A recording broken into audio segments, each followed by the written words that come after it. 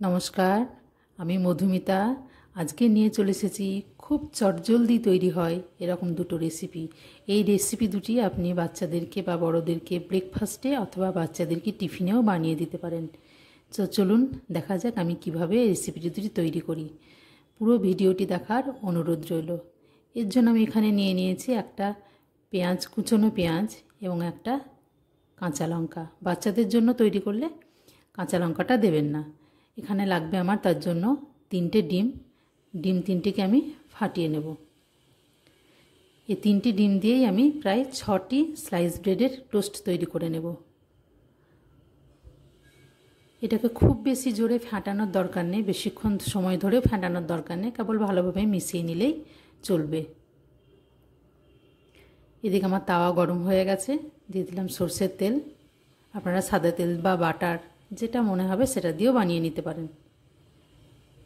এভাবে একটা একটা করে আমি স্লাইস ব্রেডগুলো দিয়ে দেব।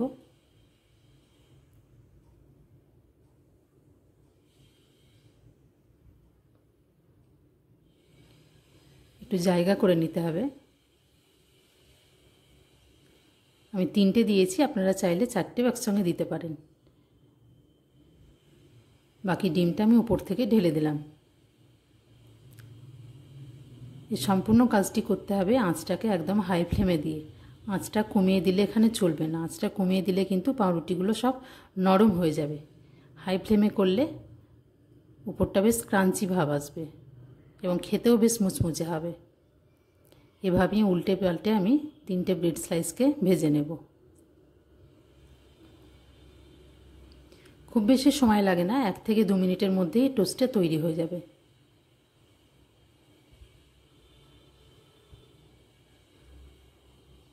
তুলে নিয়েছি। আমি 3টে ডিম দিয়ে মোট 6টা স্লাইস ব্রেড এখানে তৈরি করেছি। চলে গেলাম আমি পরবর্তী রেসিপিতে। এর জন্য লাগবে আমার 3টে স্লাইস ব্রেড। ব্রেডগুলোকে আমি চারপাশ একটু কেটে সমান করে নেব। আপনারা চাইলে 4টা ব্রেড দিয়েও তৈরি করতে পারেন,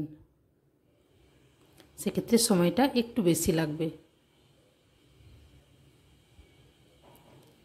এভাবে আমি 3টেকে সমানভাবে কেটে নিয়েছি। এই রান্নাটিও হয়ে যাবে খুব চটপট।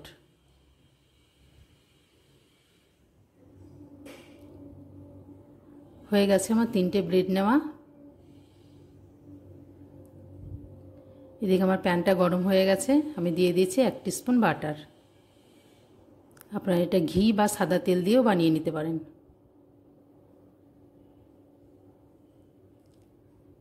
তিনটে ব্রেডকে আমি পরপর দিয়ে সাজিয়ে নেব।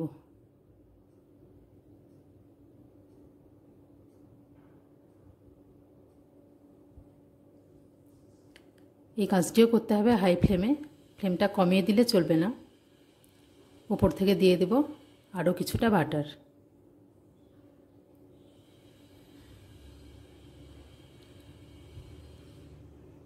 খুব সাবধানে উল্টে এটাকে ভালো করে ভেজে নিতে হবে।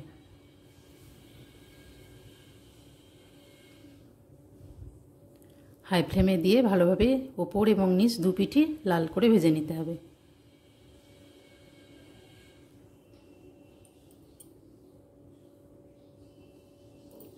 এখানে আমার লাগবে 1 কাপ দুধ। পুরো দুধটা একসঙ্গে ঢেলে দেব না। যতক্ষণ ব্রেডটা দুধটা সোপ করতে থাকবে ততক্ষণ আমি এটা অল্প অল্পভাবে ঢেলে নেব। দেখুন পুরো শুকিয়ে আসছে।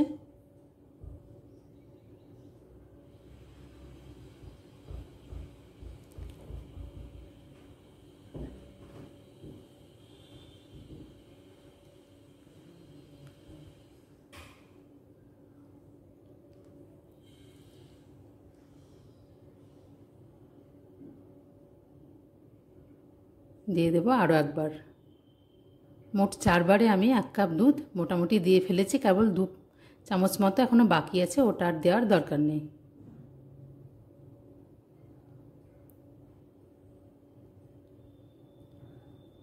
আপনাদের যদি ব্রেডের পরিমাণ বেশি হয় তাহলে দুধের পরিমাণটাও বেশি লাগবে।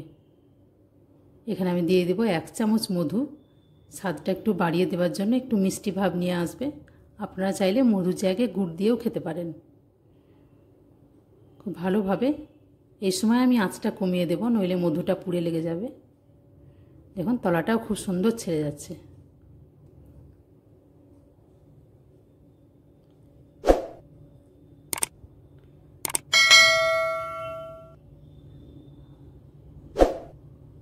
হয়ে গেছে। এবার আমি একটা প্লেটের মধ্যে এটাকে তুলে নেব। আপনাদের একটু কেটে দেখাচ্ছে এটা কতটা সফট হয়েছে, এবং এটা খেতেও ভীষণ মজার। বাচ্চাদেরকে এটা বানিয়ে দেবেন, খুব পছন্দের হবে। পুরো ভিডিওটি দেখার জন্য ধন্যবাদ।